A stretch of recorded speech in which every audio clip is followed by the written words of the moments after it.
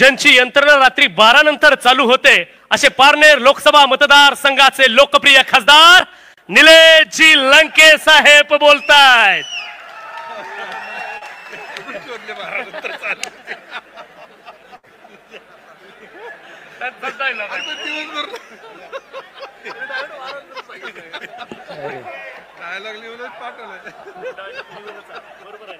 बारा नंतर सुद्धा कोणीतरी कार्यकर्ते सांभाळले पाहिजे।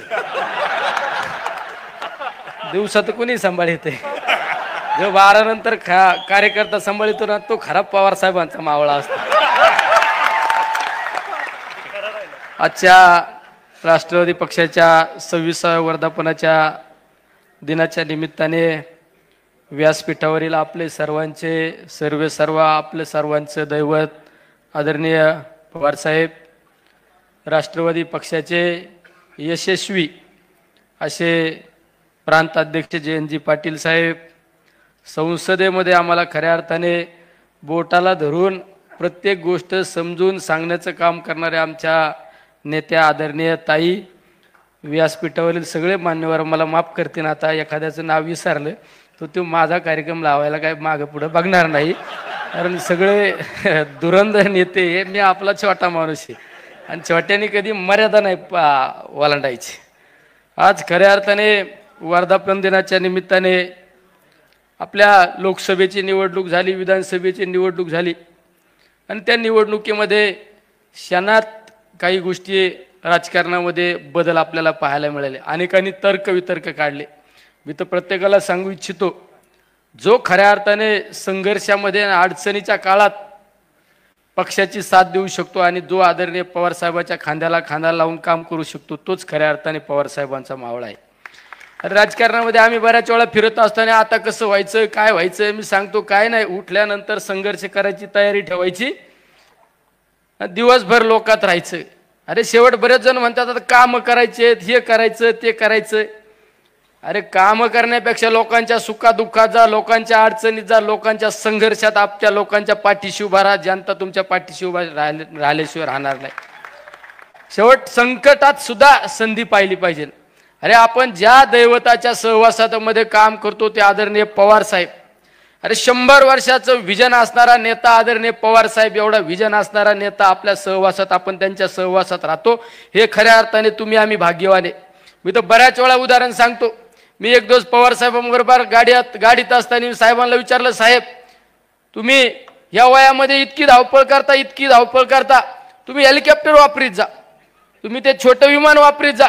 मला साहेबांनी सांगितलं, मी 50-55 वर्ष झाले राजकारणामध्ये आहे, समाजकार्यामध्ये असताना मी अनेक बदल घडवले या महाराष्ट्रासाठी, या देशामध्ये। ज्यावेळेस मी गाडीने फिरतो त्यावेळेस मी बदल घडवलेले काय बदल झालेले आहेत आणि अजून काय बदल अपेक्षित आहे हा विचार करणारा नेता म्हणजे आदरणीय पवार साहेब। मला त्यांनी नंतर सांगितलं, तू गाडीत असल्यावर लक्ष ठेव मी काय करतो। म्हणले मी गाडीतून उतरल्यानंतर मी काय करतो फक्त लक्ष ठेवू। आणि पुढे एका स्टॉपला कार्यकर्ते हार घेऊन थांबले होते, साहेब उतरले, साहेबांनी विचारलं किती पाऊस झाला, पाणी आहे का, शेतात काय माल आहे, काय बाजार मिळतो। अरे हा दूरदृष्टी असणारा नेता आपल्या सर्वांच्या भाग्यात आहे, याच्यापेक्षा वेगळं काय पाहिजे। अरे फक्त ह्या समाजासाठी काहीतरी केलं पाहिजे। 100 वर्षांनी काय बदल अपेक्षित हा बदल घडवण्याचं काम करणारे आपले पवार साहेबांनी त्यांच्या नेतृत्वाखाली आपण सर्वजण काम करतो। अरे संघर्ष राजकारणामध्ये वेळ काळ बदलत असते। आपल्या खेड्यात सांगतात ना, 4 दिवस सासूचे 4 दिवस सुनेचे, कोणचं पात्र आलं ना ते यशस्वी पार पाडायची जबाबदारी आपण ठेवायची, तोच खऱ्या अर्थाने छत्रपती शिवरायांचा मावळा आणि आदरणीय पवार साहेबांचा मावळा आहे। अरे ज्या महाराष्ट्रामध्ये आपण जन्माला आलो ती साधू संतांची भूमी, अरे माऊलींना तुकोबांना त्रास दिला, छत्रपती शिवरायांना त्रास दिला, अरे पण त्यांनी संघर्षामध्ये खऱ्या अर्थाने संघर्ष योद्ध्याचं काम केलं, म्हणून त्यांची आज जयंती पुण्यतिथी साजरी होती आणि आज आपण आदरणीय पवार साहेबांच्या नेतृत्वाखाली काम करतो। अरे सत्ता येते किंवा सत्ता जाती, अरे काय पाहिजे, पवार साहेबांच्या सहवासात राहण्यासाठी कित्येक लोकांचा जीव तळमळतो आणि आपण त्यांच्या आजूबाजूला फिरतो, हे किती मोठं भाग्य आहे आपलं सगळ्यात महत्वाचं। अरे माझ्यासारखा माणूस कधी आमदार होईल स्वप्नात बघितलं नाही, ते आदरणीय पवार साहेबांमुळे आमदार झालो। मी तर आमदार झालो, मी तर मला चिमटा घेऊन बघितला होता, मी खरंच आमदार झालो का काय। खासदार झाले. आमच्या तात्यांना विचारा, तात्या म्हणले खरं आहे का काय? तात्या म्हणले नाही खरं आहे, तू खासदार झालाय. अरे ही ताकद फक्त अदृश्य, ही ताकद आदरणीय पवार साहेबांची ताकद आहे. अरे राजकारणामध्ये बरेच लोक आता कसं, अरे आता कसं काय होत नसतं, कधी दिवस बदलते भरोसा नाही, आशावादी राहायचं शिका. अरे जो घरात घुसतो तो कसला कार्यकर्ता, तो कसला मावळा.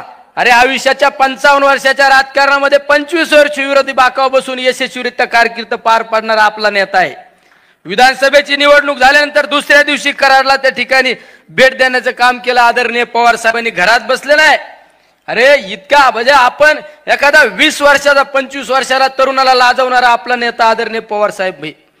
एवढे विजन, एवढी धावपळ करणारा माणूस, 500 हजार किलोमीटर नॉनस्टॉप फिरणारा माणूस. अरे त्या माणसाकडे पहा, त्या माणसाकडे पाहून आपण मग ठरवलं पाहिजे ना आपण काय करायला पाहिजे.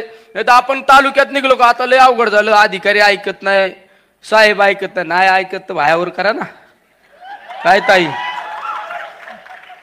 बरोबर आहे नावड साहेब, मी तर सांगतो आम्हाला हात पण जोडता येतात, भायावर करता येतात. आता भायाच वर करावं लागतात कधी कधी 70 असल्यावर माहिती रोज वाद होत्यात. पण समाजासाठी, जनतेसाठी, स्वतःसाठी नाही. अरे स्वतःसाठी जगतो, स्वतःसाठी भायावर करतो, तो खऱ्या अर्थाने पवार साहेबांचा कार्यकर्ताच नाही. जो समाजासाठी लढतो, समाजासाठी वेळ आल्यानंतर भायावर करायची तयारी ठेवतो, तो खऱ्या अर्थाने आदरणीय पवार साहेबांचा मावळा आहे. हे सुद्धा भूमिका आपल्याला पार पाडावं लागतात. अनेक वेगवेगळे काल परवा माझ्याकडे जिल्हा परिषदेचे मेडिकल भरती झाली आरोग्य विभागाची. 4 महिने झालं दादा तो शिव ऑर्डरच द्यायना. मी काल जाऊन बसलो, त्याला सांगितलं मी उठत नसतो, हा नाही दिलं तर मग आज सांगावं लागते. साहेबांना पटत नाही माझं काही गोष्टी, पण आतल्या हाताने करतो आम्ही. काय करता, पर्याय नाही ना. अरे लढा तुम्ही, जनता तुम्हाला डोक्यावर घेतल्याशिवाय राहत नाही. सगळ्यात महत्वाचं लढाईची तयारी ठेवा. संघर्ष योद्ध्याच्या तालमीतले आपण कार्यकर्ते, आपण याच्या लुचपुच्या तालमीतले कार्यकर्ते आहे का? अरे ही तालीम म्हणजे अखंडित अभेद्य तालीम आहे. या सुरुंगाला कुणी छेदू शकत नाही. या सहवासात आपण सर्वजण राहणारे या ठिकाणी मावळे. त्यामुळे खऱ्या अर्थाने वर्धापन दिनाच्या सर्वांना सदिच्छा शुभेच्छा देताना सांगतो, अरे धीर धारा, काहींना तले घाई झाली. अरे आहे ना नेता, अरे आपलं वय नाही तेवढं नेत्याचा अनुभव आहे. नेत्याला राजकारणातलं सगळं फायदे तोटे गणित आपण चाललोय तेवढं बघा ना नेत्याला म्हणून. अरे आपण लय अंड्यात येत.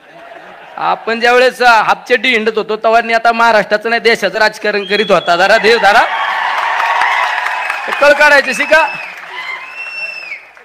अरे आपल्याला सगळ्यांचा विचार करणारा नेता आहे, स्वतःसाठी जगला नाही. आदरणीय पवार साहेब स्वतःसाठी जगले नाही, हे तुमच्या आमच्या सर्वांसाठी जगलेले. अरे पवार साहेबांनी कित्येक लोकांना सत्य बसवलं, कित्येक लोकांना खुर्ची बसवलं. अरे ही जाणीव पाहिजे. परमेश्वर कुठेतरी पाहतोय परमेश्वर. अरे परमेश्वराला माहित आहे ना. अरे या माणसाने काय केलं स्वतःसाठी? अरे जे केलं ते समाजासाठी केलं. कधी कार्यकर्त्याला रात्री अपरात्री अडचण आल्यानंतर पवार साहेब त्या ठिकाणी फोन करतात. एखादा कार्यकर्ता आंदोलनाला बसला तरी साहेब कलेक्टरला सांगतात माझा कार्यकर्ता आंदोलनाला बसला, तुम्हाला जा गेलं पाहिजे. एखादा कार्यकर्ता रस्ता रोको करीत असताना गुन्हा दाखल झाला, पवार साहेबांना बातमी कळाली, पवार साहेब कुठं जरी असले तर आपल्या आधी त्या कलेक्टरला फोन जातो, SP ला फोन जातो, माझा कार्यकर्ता हा चुकीचं करायचं नाही आणि समजून घ्यायचं. आणि साहेबांचा दम तुम्हाला माहित नाही, हा मग आम्हाला विचार करावा लागेल. साहेब असे म्हणत आहे, कळतं का तुला? बघून घेतो. बघून नाही, तुम्ही चुकीच्या पद्धतीने जर वागले तर मग आम्हाला विचार करावा लागेल. ये इसमें बहुत दम है, इसमें बहुत दम है. नाही तर तुम्हाला दम म्हणजे काय? बघतोय का रे आराम. हे ज्याची त्याची स्टाईल असते. मी जर म्हणलं तर बघून घेतो, ते नाही इसमें दम नाही.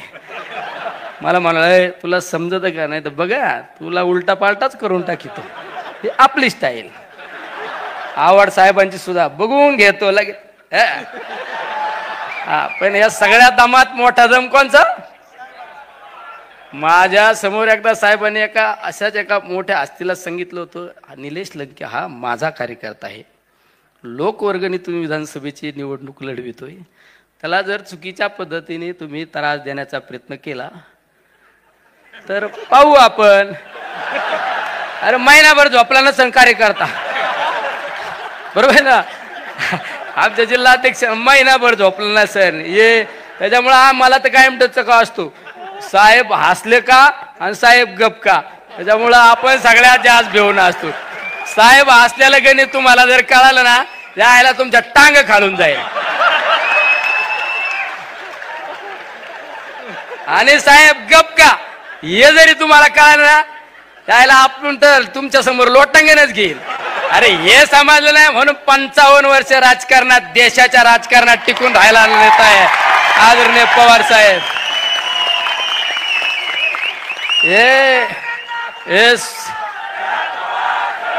हे सोपं आहे, हे सगळं तुम्हाला गणित शिकवले असते,